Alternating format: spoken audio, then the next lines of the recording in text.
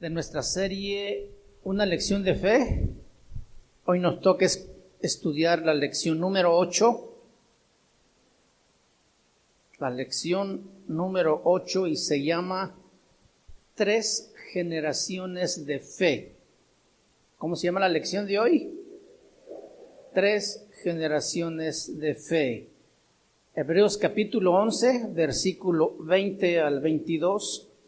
¿Quiere buscarlo para que la leamos todos?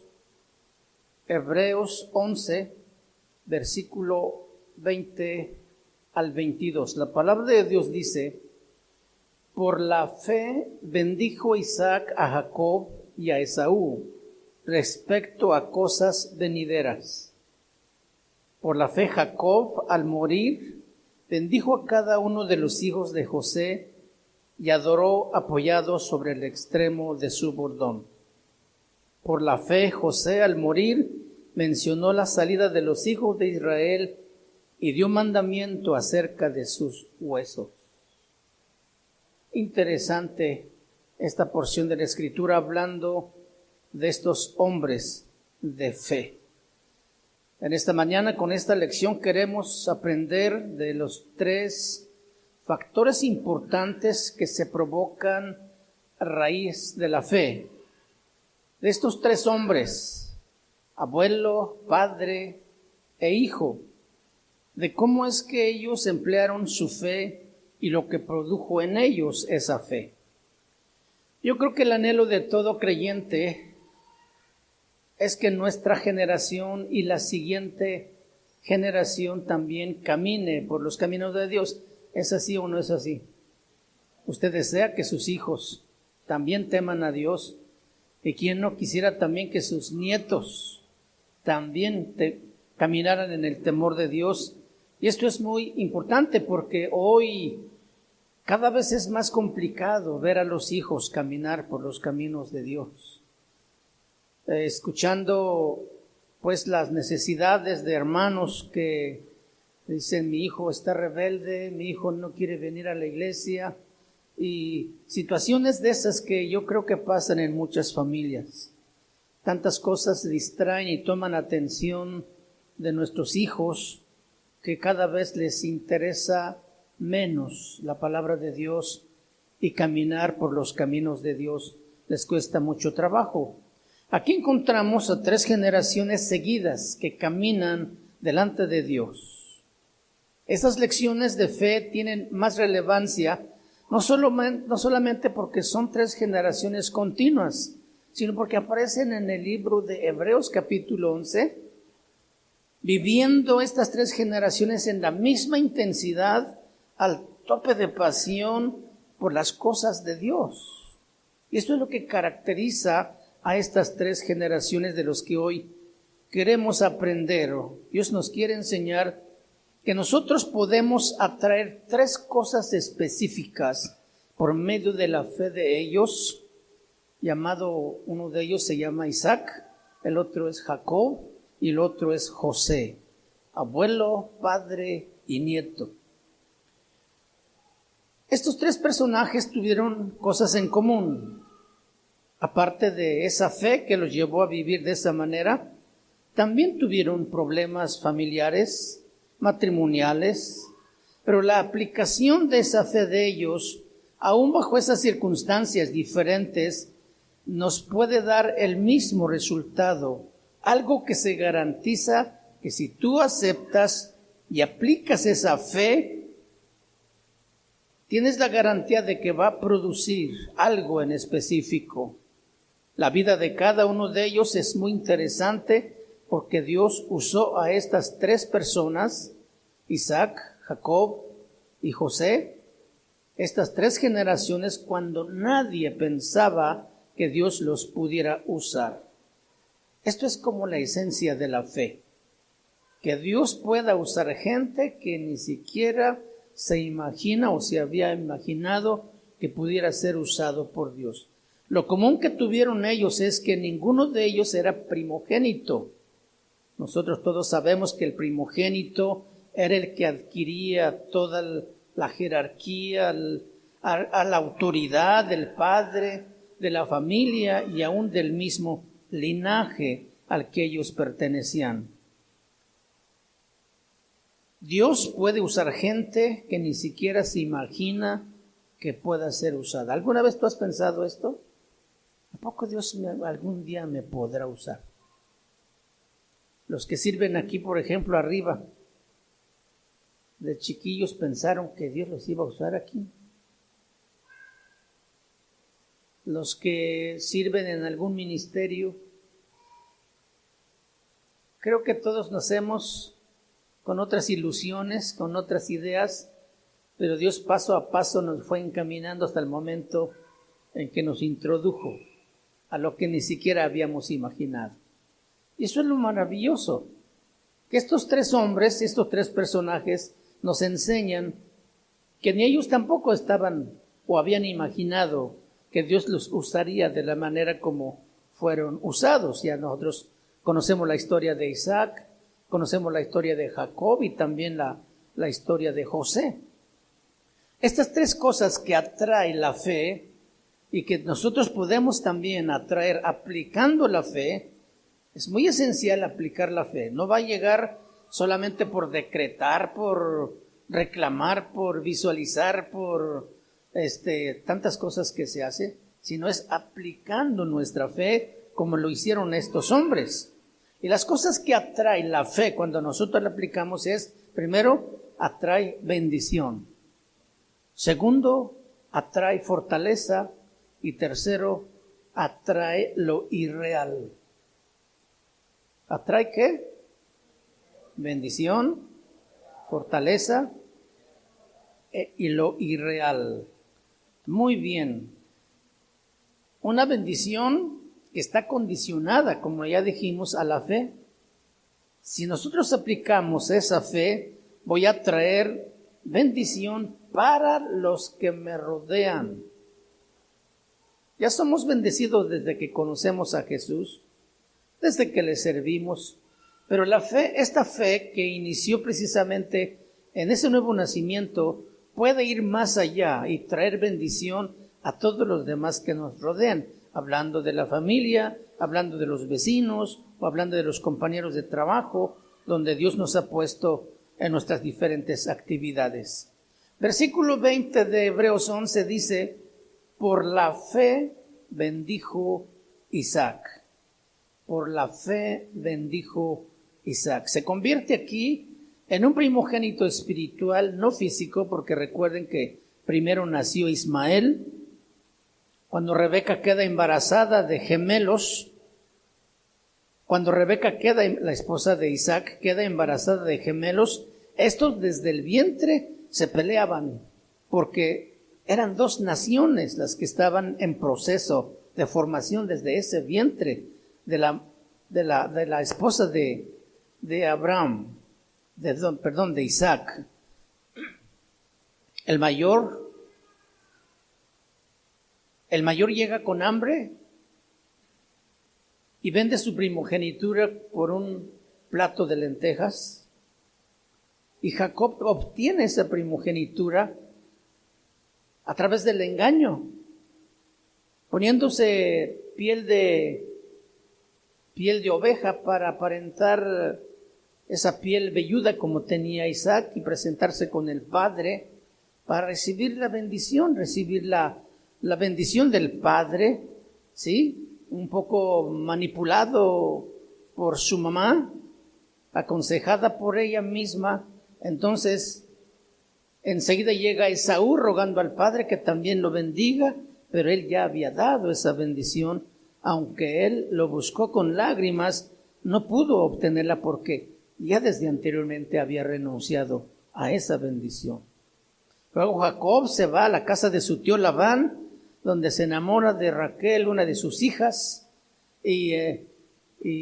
cuando el día de la boda, sucede que le dieron gato por liebre.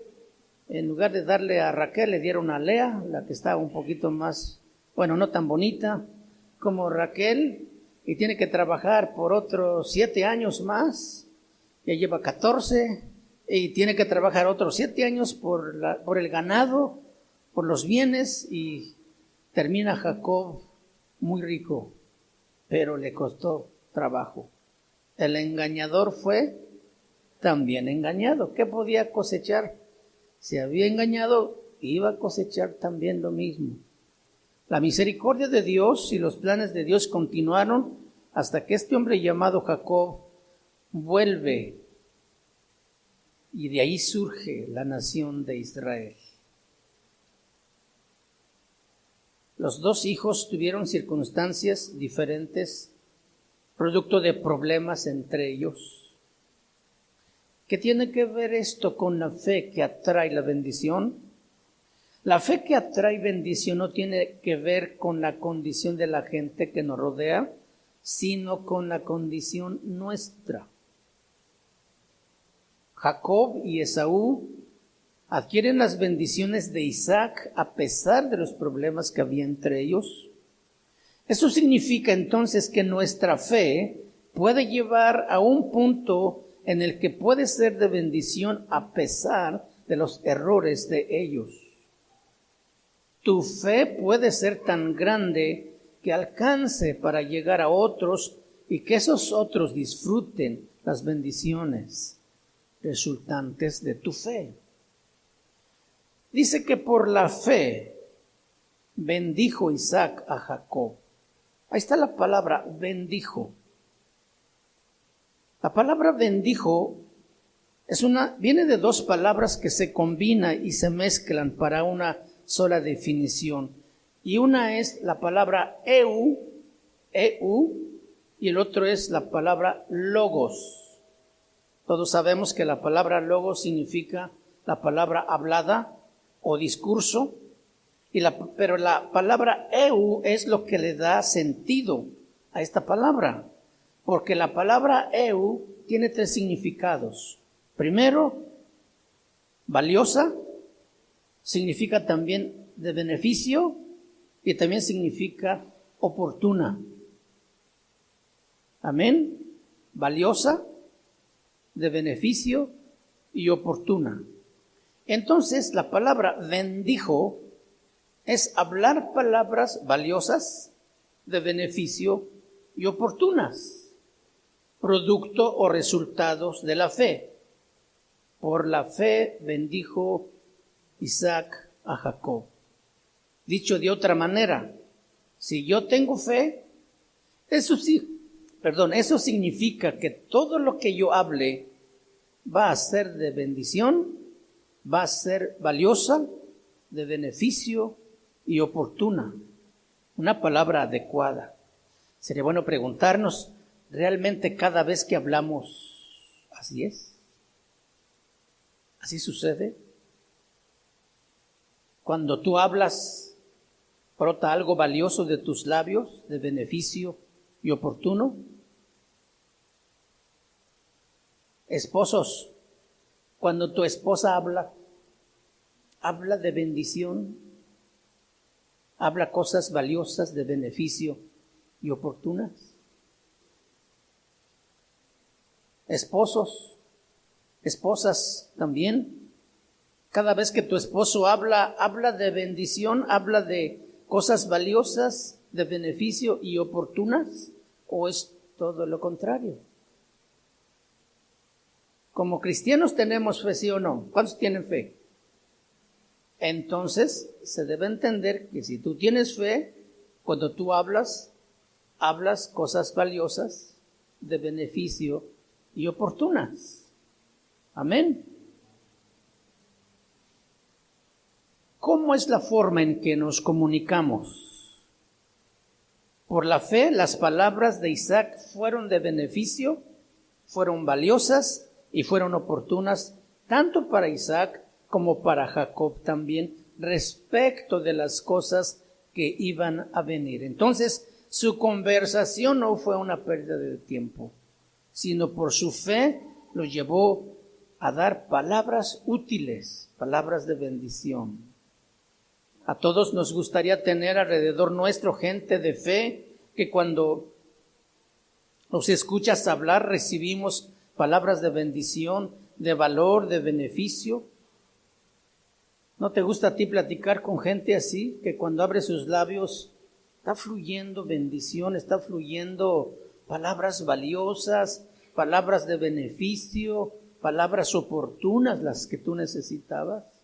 ¿Cuántas de nuestras pláticas a veces están llenas de quejas, de críticas, de chismes, de cuentos, de historias, de tantas cosas, menos palabras valiosas, menos palabras de beneficio u oportunas? ¿Sí? Nos gustaría tener alrededor gente que tocara nuestra soledad que a veces tenemos, que con sus palabras tocaran nuestra necesidad del alma que nos aqueja. A veces estamos desanimados, a veces nos sentimos solos, a veces tenemos problemas, y escuchar a alguien que viene y nos comparte una palabra de bendición, qué alivio, qué alegría, qué gozo saber que no estoy solo en esa situación, o que no soy el único que está pasando por esos problemas, porque el hermano también entiende y viene y me fortalece con una palabra valiosa, con una palabra de beneficio y con una palabra oportuna. Sería bueno preguntarnos si nuestras pláticas son provechosas. Debieran ser constantemente pláticas provechosas. Otra pregunta que nos podemos hacer es, ¿yo soy esa gente que puedo ser de provecho para alguien más? ¿Puedo llevar una palabra valiosa para el hermano en su necesidad? ¿O voy a ir a consolarme también con él en el llanto y en el dolor? Isaac era un padre que estaba hablando con sus hijos y los estaba bendiciendo. Cada vez que tú hablas a tus hijos, ellos reciben palabras de bendición, valiosas, oportunas. Los padres cometemos muchos errores y una de ellas es que tratamos de ser de bendición y cuidamos nuestra plática por allá afuera, pero en la casa, en el seno de la familia, nos destapamos. Y nuestras pláticas no muchas veces o no siempre son de beneficio. Por otra parte, también equivocadamente creemos que la instrucción que les damos a nuestros hijos es solamente tomar unos 5 o 10 minutos antes de acostarnos y decirle, hijos, vénganse, vamos a leer un salmo, vamos a leer un proverbios, que no es malo hacerlo. Pero si ese es el único tiempo que tú pasas de instrucción con tus hijos, no estás hablando palabras valiosas. No estás hablando o dándole a tus hijos palabras de bendición, porque muchas veces ya cansados por los deberes del día y por el trabajo, solamente la hacemos por costumbre, por cumplir, por calmar la conciencia, y la hacemos muy superficialmente. Tenemos que pasar tiempo con nuestros hijos, instruyéndoles con la palabra de Dios. En el libro de Deuteronomios, capítulo 6, la recomendación y la instrucción de Dios para su pueblo, y principalmente para los padres, Deuteronomio 6, capítulo 6, versículo 6, dice, y estas palabras que yo te mando hoy estarán sobre tu corazón. ¿Dónde estarán? No en la mente, ¿verdad? Sino en el corazón, dice. Y las repetirás ¿a quiénes?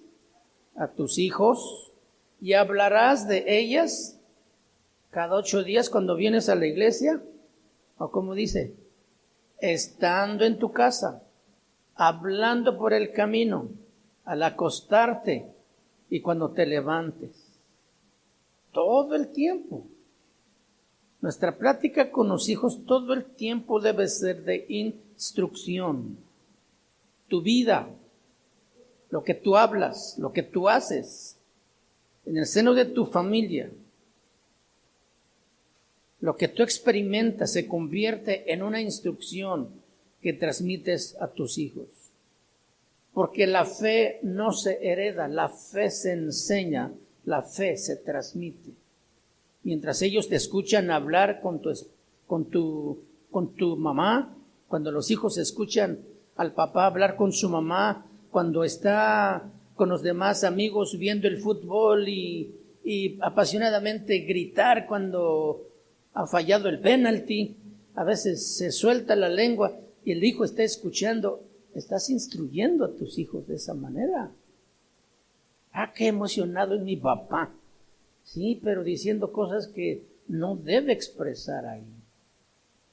Cuando estás hablando por teléfono con alguien que a lo mejor tienes algún problema y la manera como tú estás dirigiéndote con esta persona, es esa instrucción que el hijo está recibiendo.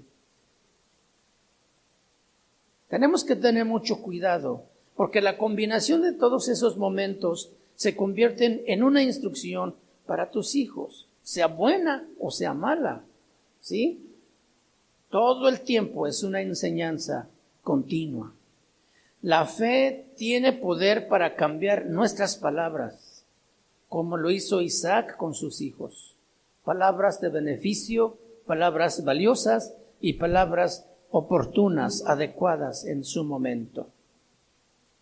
Jesús dijo en la palabra de Dios en Lucas capítulo 6, versículo 45, que el hombre bueno del buen tesoro de su corazón saca cosas buenas. El hombre malo del mal tesoro de su corazón saca cosas malas, porque de la abundancia del corazón habla la boca. Tu boca es como una llave, que cuando tú la abras sale agua que está almacenada en el tinaco. No puede salir otra cosa. Todo lo que tú hablas no se puede fingir. Lo que tú hablas es lo que tienes dentro. ¿Quieres saber lo que está dentro del corazón de una persona? Escúchalo 1 minuto o 2 minutos. Y tú te darás cuenta de lo que hay dentro. Porque de la abundancia del corazón habla la boca. Los padres tenemos que tener mucho cuidado en la forma en cómo hablamos, en cómo nos dirigimos a los demás, porque esto es una instrucción. Si hiciéramos una encuesta con tus hijos, con una cámara y la proyectamos aquí el próximo domingo, y le preguntamos, ¿qué es lo que tu papá habla en la casa?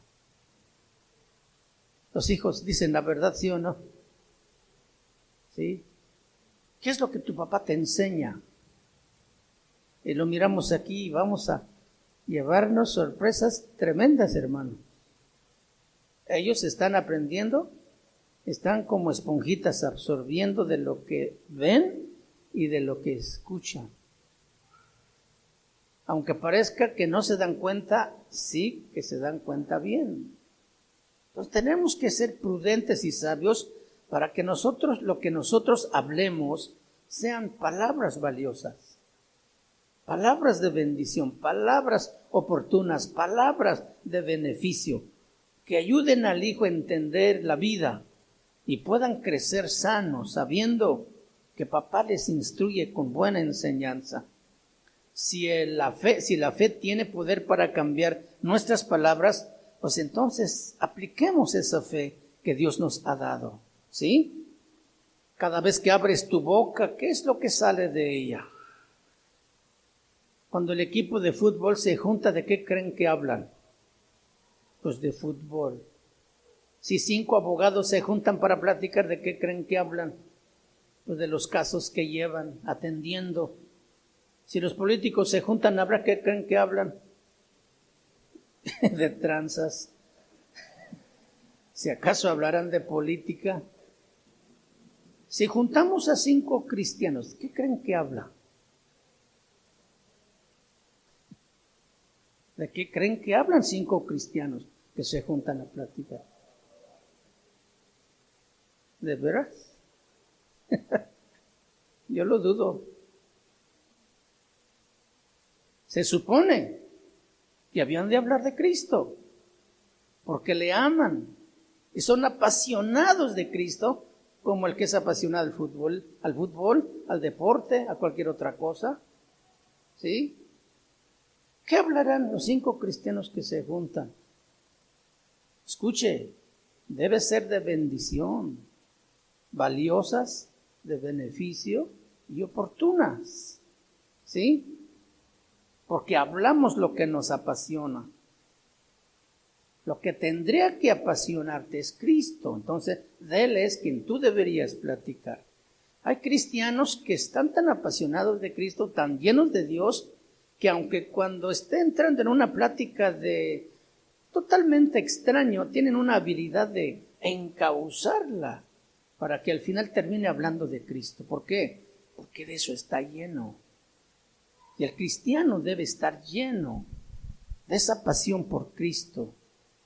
Y esta persona, apasionada de Cristo, pues seguramente que siempre tendrá palabra de beneficio para los demás. Y siempre tendrá a su alrededor gente queriéndole escuchar. Entonces el reto es que nosotros podamos ser personas de bendición, ¿sí? Que a pesar de la situación de otros, podamos llevar una palabra de bendición. Hay muchos de ustedes que tienen mucho conocimiento de Dios, pero no sirve si eso no se transmite a tu familia o también aquí entre nosotros. Beneficio tú lo tienes y lo recibes, pero de una manera egoísta, porque tú puedes compartir esa bendición también con los demás, ¿sí? Jesús dijo que de nuestro interior correrían ríos de agua viva. No agua que está estancada en una pileta o en una cisterna, agua que fluye. Así debe ser la palabra que fluye de nosotros, de bendición y de beneficio para los demás. Es posible que en la casa estemos hablando más de problemas, más de necesidades, más de lo que nos preocupa y menos de la instrucción de la palabra de Dios a nuestros hijos. ¿Amén o no amén? Bueno. En segunda parte o segunda cosa que atrae la fe, ¿qué es? Atrae fortaleza. Volvamos a Hebreos 11, versículo 21. Dice, por la fe Jacob al morir bendijo a cada uno de los hijos de José y adoró apoyado sobre el extremo de su bordón. Aquí hay dos cosas importantes. La primera es adoró y la otra es bordón. Desde el nacimiento de Jacob, desde cuando deseaba ser el primero y lo logró, Jacob empezó a recopilar diferentes experiencias en cuanto a la aplicación de su fe, en el que él miró el poder de Dios, la mano de Dios ayudándolo y librándolo. Cuando uno de nosotros cada uno de nosotros tenemos nuestras historias, de esos momentos en los que hemos visto la mano de Dios de manera providencial, de manera milagrosa, actuando, primero salvándonos, por supuesto, pero luego librándonos de peligros, de una manifestación de su presencia, y ha marcado nuestro corazón. Los hebreos tenían una costumbre muy interesante. Desde jóvenes, una de las primeras cosas que ellos hacían era escoger un bordón. Vemos por allí en la Biblia a un Moisés que tenía un bordón. Ahí vemos también a un Aarón, su hermano, que también su bordón se reverdeció y lo colocaron en el arca del testimonio. Una vara o un varón o un bastón era muy importante. No era simplemente un palo o una rama, era como una especie de ritual. Cuando un joven tenía que ir a escoger su bastón, buscaba de la madera más resistente que pudiera, más o menos del tamaño que lo pudiera usar también, porque esto se constituía como una parte de su vida. Para los caminos y lugares donde ellos andaban, que no era nada como es ahora, ocupaban eso hasta como un arma para defenderse. Yo conozco muchas gentes en las montañas que son inseparables de su machete. Hasta para ir al baño van al machete, llevan el machete. Cuando van a dormir, por ahí lo ponen cerquita de donde lo puedan agarrar en la noche. Cuando van a comer, ahí lo tienen cerca. Y no andan a ningún lado sin su machete. Bueno, imaginemos a un joven judío que tiene su bordón personalizado y nadie otro podía tomar su bordón porque era suyo. Pero este no servía solamente para defenderse o para apoyarse o para darse seguridad, sino que ese bordón lo aprovechaban para ir marcando esas experiencias de vida en el que ellos veían la mano poderosa de Dios. Así es de que Jacob, ya un hombre anciano, imagínense todos los momentos que estaban marcados en su bordón. Él está, dice aquí, por la fe, Jacob al morir, o sea, minutos antes de morir, toda una vida de experiencias en el que él seguramente tenía marcados en su bordón hasta arriba. Dice que apoyado en su bordón adoró a Dios, recordando sus vivencias, recordando, trayendo a su memoria esos momentos de poder, de bendición, de trato, de disciplina también, que seguramente cuando tú empiezas a contar tus vivencias con alguien, ¿te sientes triste? Cuando tú compartes tus experiencias con alguien, ¿te enojas? No, porque esas vivencias marcaron tu corazón y tu vida y tú las enseñas o las compartes con alegría y terminas fortalecido. Esto es lo que está haciendo Jacob al morir. Adoró a Dios apoyado en un bordón. Recordar, hacer un recorrido, mirar ese bordón era como hacer un recorrido a toda la vida de este hombre de fe. ¿Te parece interesante? Era una bonita costumbre de recordar todo lo que Dios había hecho con ellos. Al recordar lo que Dios ha hecho en nuestra vida, es una de las cosas más bonitas y placenteras que podemos disfrutar. Recorrer la vida en sus diferentes circunstancias, como tú has vivido como pareja con tu esposa o como familia con tus hijos, ver de cómo Dios en esas diferentes circunstancias te ha sacado de problemas, de dificultades, de necesidades, o cómo Dios ha fortalecido tu fe cuando sentías que todo estaba perdido, y tú recuerdas esos tiempos, aun cuando Dios también ha sacado su azote y te ha empezado a disciplinar. Un matrimonio cristiano que se siente a hacer un recuento de esos momentos de como pareja han caminado juntos a través de los años y han visto cómo Dios ha estado con ellos siempre. Cuando terminan recordando todos esos momentos, te sientes y esto trae fortaleza y renueva nuestro ánimo, porque estamos volviendo a vivir el poder de Dios en esos momentos. Entonces, es bueno que cada uno de nosotros hagamos ese recorrido en nuestra vida. Recordemos cómo Dios nos ha traído hasta hoy aquí, de cómo Dios nos ha guardado, de cómo Dios nos ha bendecido, de cómo Dios nos ha sacado de ese pozo de la desesperación, de ese lodo cenagoso donde estábamos metidos y nos ha hecho sus hijos y cómo nos ha acompañado en toda esta vida. Amén. Jacob ya estaba muy anciano, ya no tenía fuerzas, y cuando se acercó a sus nietos para bendecirlos, lo hizo apoyado sobre el bordón y adorando, seguramente diciendo: Señor, te doy gracias, porque todas estas marcas son señales de que tú nunca me has dejado, de que tú nunca me has abandonado, y que yo siempre he visto tu poder y tu fidelidad acompañándole, a pesar de que yo no he sido tan bueno, a pesar de que yo te he fallado. Señor, tú has sido fiel. Eso trae ánimo, trae fortaleza. Sería bueno que tuviéramos un bordón nosotros, ¿no? Yo voy a buscarme uno. De hacer un recuento para ver cómo Dios nos ha ayudado. Amén. La fe trae. ¿Qué trae la fe?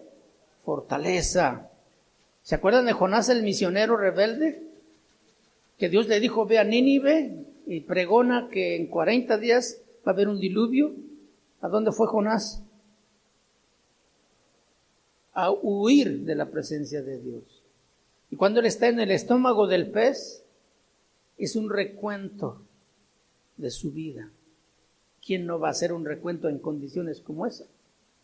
Como cuando ya estás metido en un problemón, no tienes más que acudir a Dios y decir, Señor, sálvame otra vez, ¿verdad?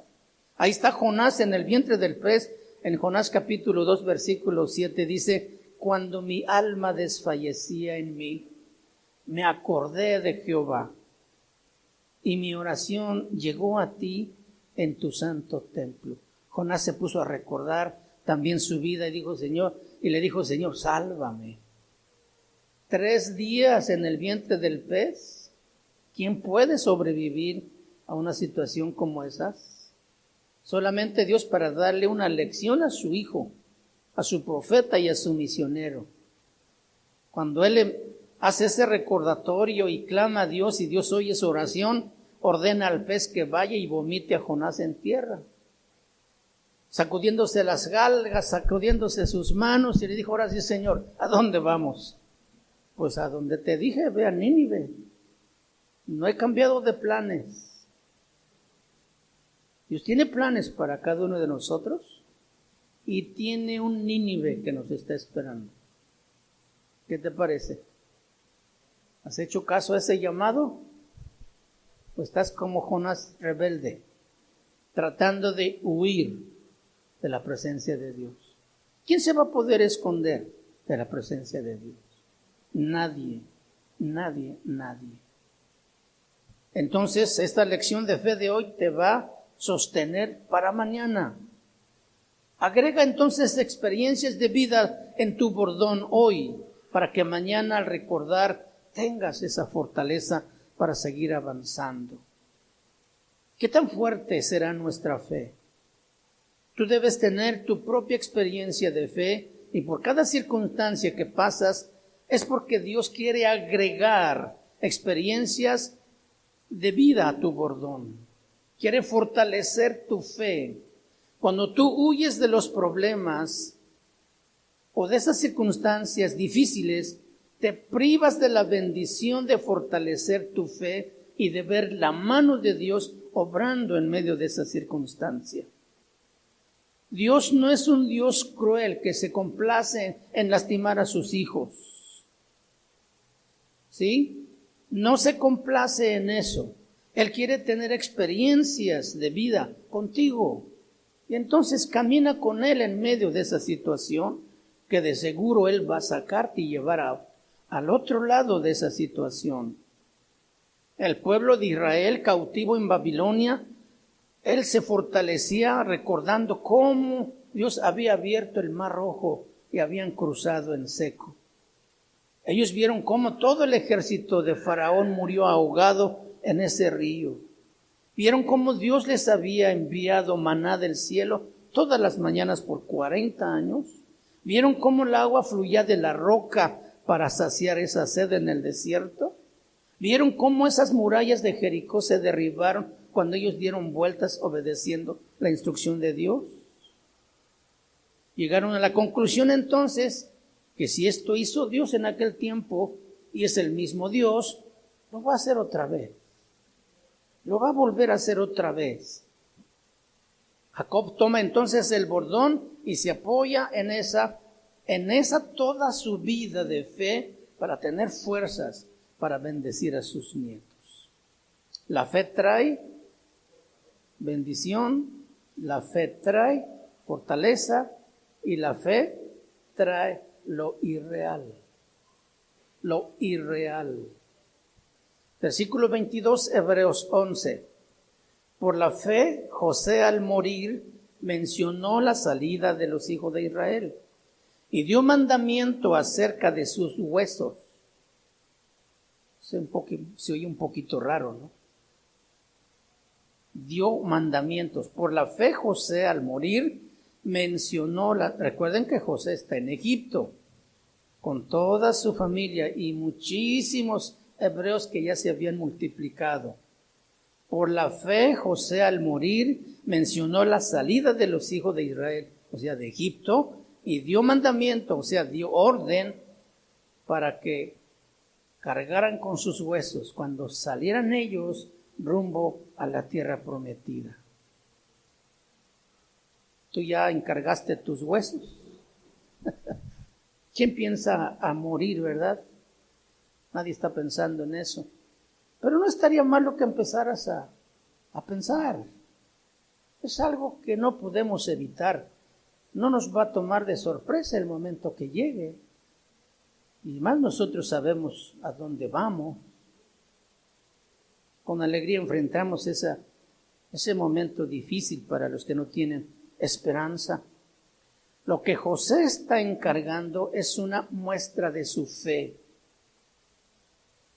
Y aparece en la Biblia, en Hebreos 11. La fe atrae lo irreal, lo imposible, lo improbable. Para los judíos, lo más imposible que había era salir de Egipto. El pueblo ni siquiera quería salir. Ellos vivían en la tierra de Gosén, la tierra más productiva de Egipto. José era como el segundo faraón. Y mucho de su familia tenía puestos en su gabinete. Por eso le dio miedo a Faraón y dijeron, este faraón que se levantó después y que no conocía a José, fue quien empezó a apretarles el cuello. ¿Por qué? Porque vio que los hebreos se habían multiplicado mucho y dijo, estos van a tomar alianza con nuestros vecinos y nos van a dominar. Vamos a meterlos a trabajos forzados para que se mueran. No funcionó. Vamos a matar a todos los niños varones que nazcan y no pudieron tampoco. ¿Sí? Tuvieron miedo. Entonces el pueblo estaba viviendo bien, sus hermanos estaban muy contentos, disfrutando los frutos de esas tierras. Además, el poder de Faraón era tremendo y no iba a ser fácil que ellos se salieran de allí, a menos que Dios lo hiciera. Y Dios lo hizo con mano poderosa. Con todos los tesoros de los egipcios, ellos salieron a la tierra prometida. Fíjense cómo Dios obró para sacarlos. Le dijo a Moisés, libera a mi pueblo y sácalo de Egipto al desierto para que me hagan fiesta. Ellos no querían salir. Y cada vez que tuvieron oportunidad en el desierto, recordaron que no querían salir. Y se lo hicieron recordar a Moisés. Le reclamaron por cada problema y dificultad que enfrentaban, diciendo, ¿no es esto lo que te dijimos en Egipto? Que nos dejaras allá, que nos muriéramos allá, que allá había suficientes sepulcros y nosotros hemos venido aquí para morir en el desierto. Ellos estaban atados a Egipto. Y José sabía que va a llegar un día en que ese pueblo iba a salir. En medio de esa imposibilidad, José da mandamiento sobre sus huesos. Génesis capítulo 50. Génesis 50, nada más para mencionar un poco, en el versículo 24,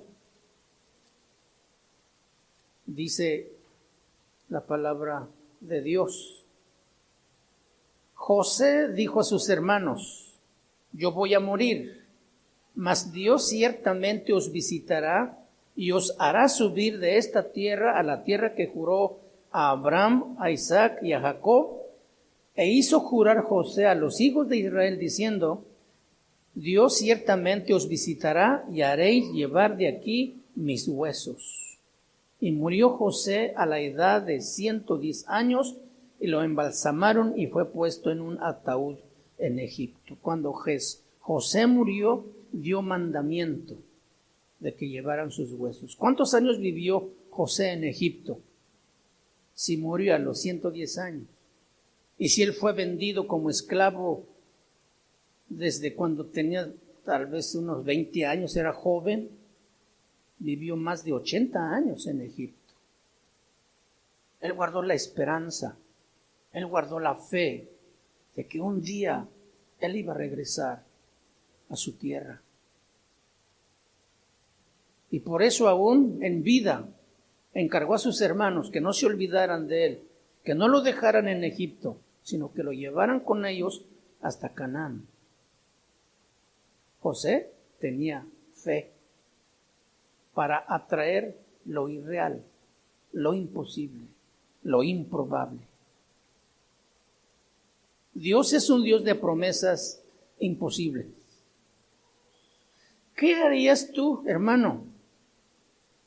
Todos los que dijimos que tenemos fe, ¿qué haríamos nosotros si Dios nos dice, ven porque te voy a mandar al Amazonas, porque te voy a mandar a la selva lacandona de Chiapas, o allá a las montañas lejanas de Oaxaca? Tengo una tribu allí y quiero que tú vayas y les prediques. ¿Qué harías tú?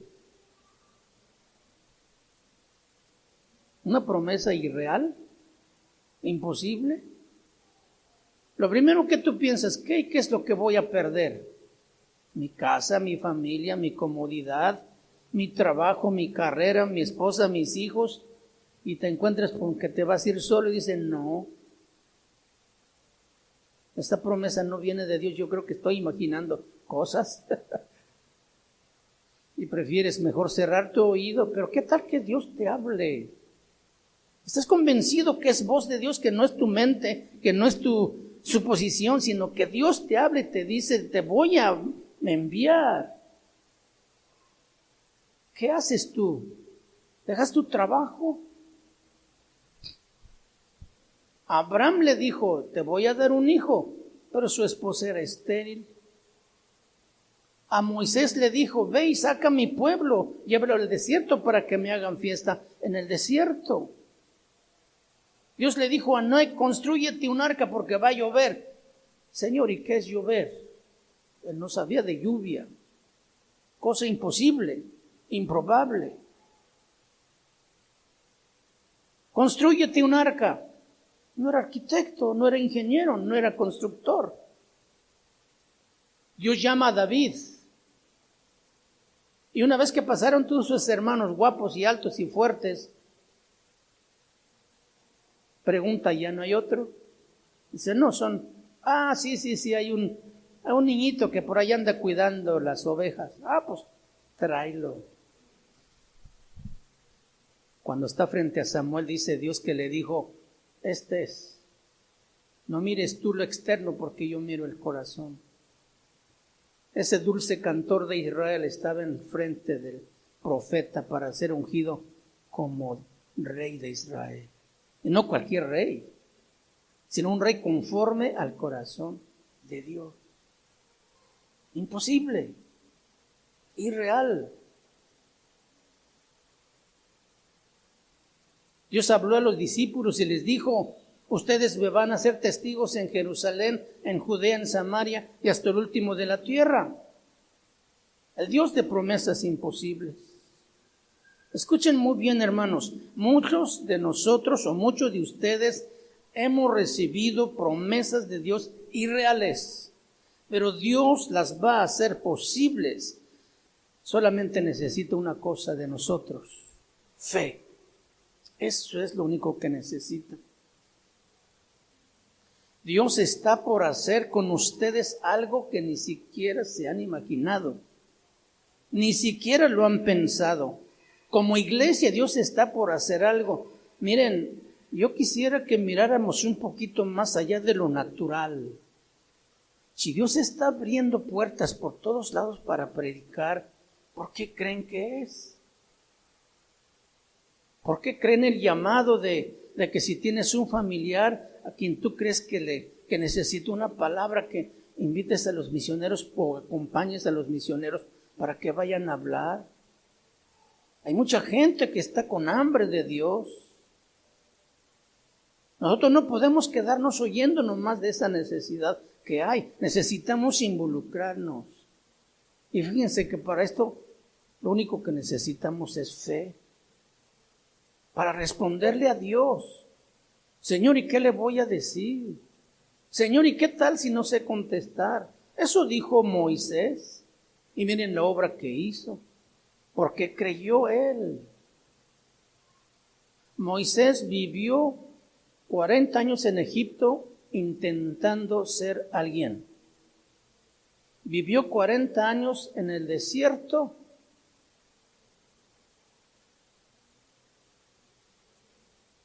Se me fue la idea.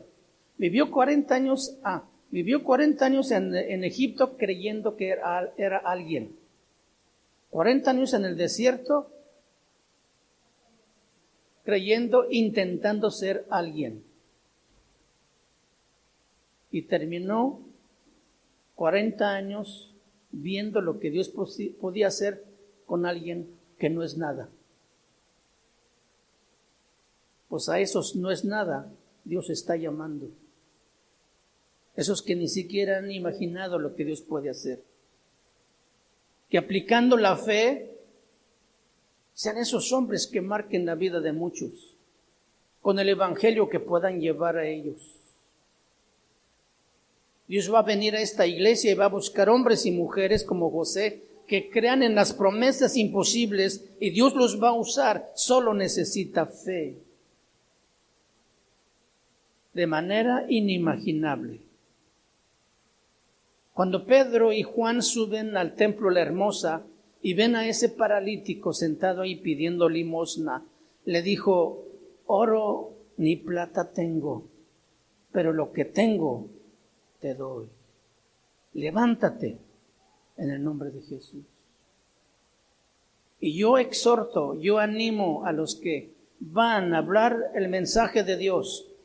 Ustedes, aquí en la iglesia, cuando vayan, tengan esa fe para creer que no solo la palabra va a penetrar al corazón, sino que Dios les va a respaldar con el poder para orar por los enfermos y ellos sean sanados.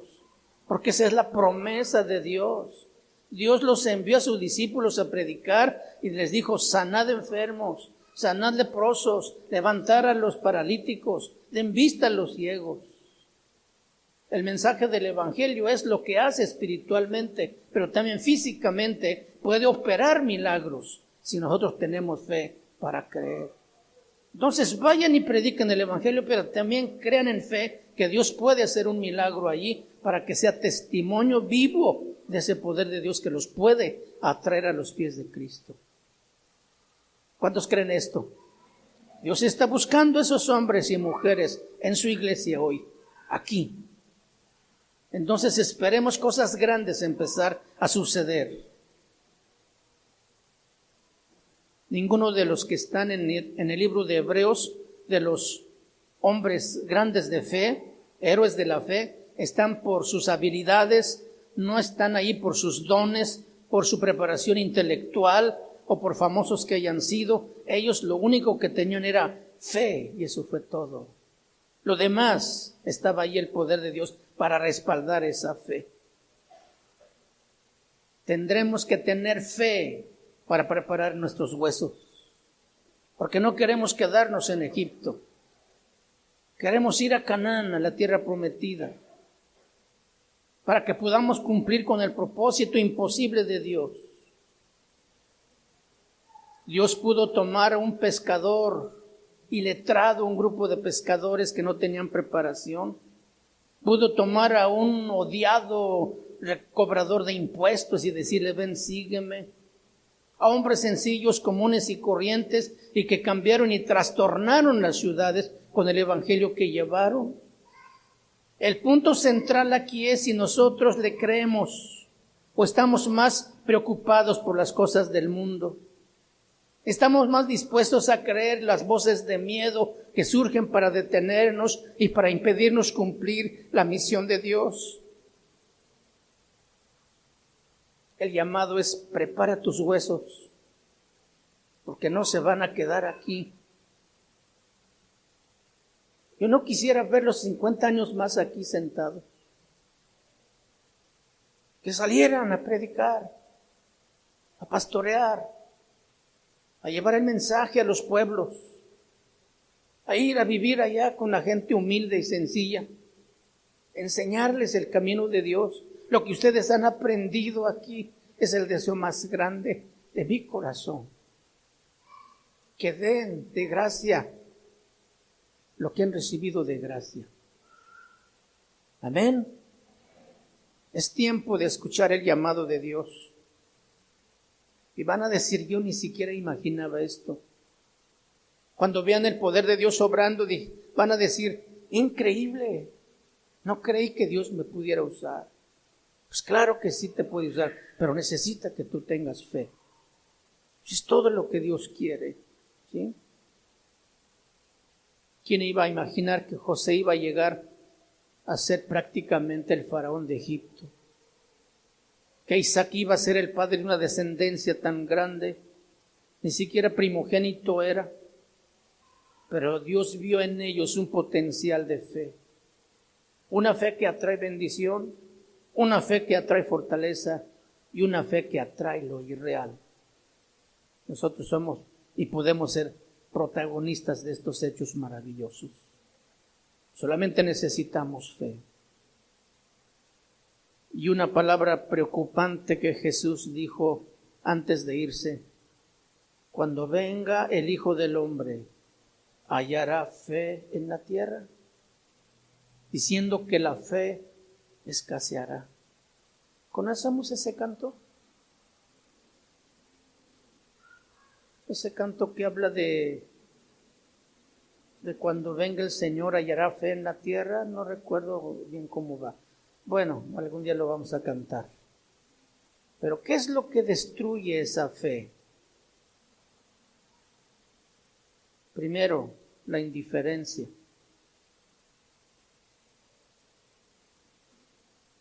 El conformismo. Eso nos detiene tremendamente.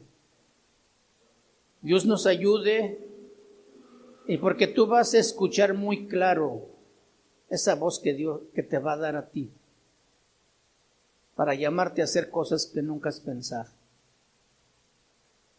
Hoy posiblemente tú te miras a ti mismo y dices, pero yo no tengo la habilidad, no tengo la capacidad, no tengo la inteligencia para hacer eso.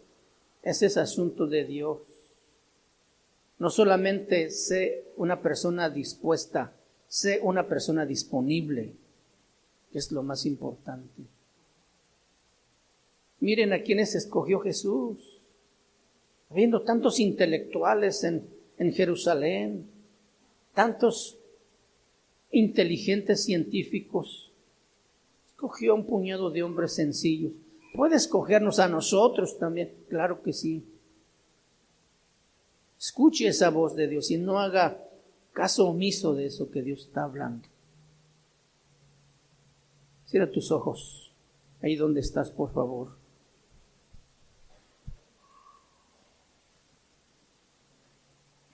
Afina tus oídos espirituales y en cada momento de tu vida, cada experiencia que te permite Dios vivir, en donde tú has visto la mano poderosa guardándote, librándote de peligros, sacándote de problemas, supliéndote de necesidades. Tú has tenido esa experiencia de un Dios poderoso. Ese mismo Dios ahora te está llamando a que seas parte de este propósito tan grande por el que creó la iglesia, para salir al mundo a llevar la palabra, el mensaje que entregó en las manos de aquellos hombres sencillos, humildes, iletrados, faltos de elocuencia, que trastornaron al mundo de su tiempo con el poder del Evangelio. Dios puede usarte a ti también. Padre, ayúdanos para que podamos responder a ese llamado, para que nos involucremos, Señor, en toda esta labor y esta tarea que tú tienes en la tierra y que nos has traído aquí precisamente para ese fin, Señor. Que podamos entender que cada uno de nosotros somos parte importante en esta obra para extendernos hacia afuera, Señor. Para salir, Dios, a hacer la obra donde tú nos envíes, donde tú quieras, Señor, y que estemos dispuestos y disponibles para hacerlo, Padre. Te rogamos que hables a nuestro corazón, que hables a nuestro espíritu, Señor. Pongas convicción, seguridad y confianza, Señor, de que tú estarás siempre como has estado siempre con nosotros, Señor. De que tú nunca nos abandonarás, aunque nos envíes a hacer lo que nunca hemos pensado, Señor. Hemos visto a través de estos años que nos estamos formando cómo tú has llevado adelante tu obra, Señor. Cómo tú has sido fiel en suplir todo lo que necesitamos, y no solamente lo material, sino personas, hermanos disponibles para tu servicio, con la palabra que nos ha instruido, que nos ha enseñado, que ha puesto fundamento en nuestro corazón para seguir avanzando, Señor. Ayúdanos, Padre, a no atesorar o almacenar todo ese conocimiento solamente para nosotros, sino que compartamos con otros palabras de bendición, palabras valiosas, palabras de beneficio y de provecho, y en el tiempo oportuno, Señor. Ayúdanos, Padre, te lo pedimos en el nombre de Cristo Jesús. Amén. Pónganse de pie, démosle un fuerte aplauso a nuestro Dios.